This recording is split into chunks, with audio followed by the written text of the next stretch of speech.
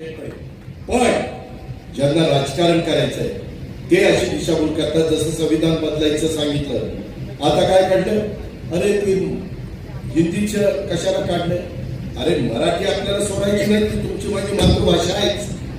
हिंदी राष्ट्रभाषा नाहीये, परंतु जास्तीत जास्त राज्याला हिंदी भाषा बोलली जाते आणि जगात वापरायचं असेल तर इंग्रजी भाषा आली पाहिजे.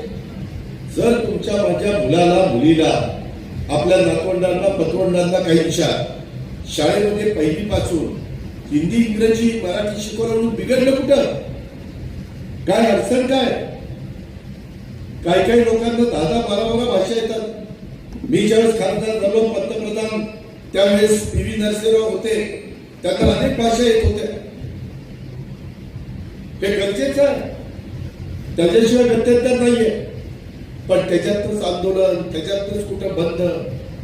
अरे जर आपण ज्ञान जास्त देत असू, आपण आपली मातृभाषा मराठी आहे, तिला अभिजात भाषेचा दर्जा मिळवून दिलेला आहे.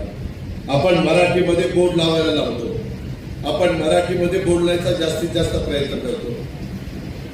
ते वर्षानुवर्ष चालत आलेली आपली भाषा आहे. स्वर्गीय कितीतरी महापुरुषांच्या काळापासून, युगपुरुष छत्रपती शिवाजी महाराजांच्या काळापासून चालत आलेली भाषा आहे. त्याच्या आधी हजारो वर्षापासून चालत आलेली भाषा आहे. आणि त्यामुळं साधू संतांनी या भाषेमध्ये अभंग लिहिलेले, विचार मांडलेले, या भाषेला आपण कधी अंतर देणार नाही आणि त्याचं कारण पण नाही. परंतु आज काही ना काही समाजामध्ये तेढ निर्माण करण्याचं काम, काहीतरी वेगळ्या पद्धतीनं समाजाला सांगण्याचं काम ही लोक जे विरोधक करतात, त्याला कृपा करून बळी पडू नका.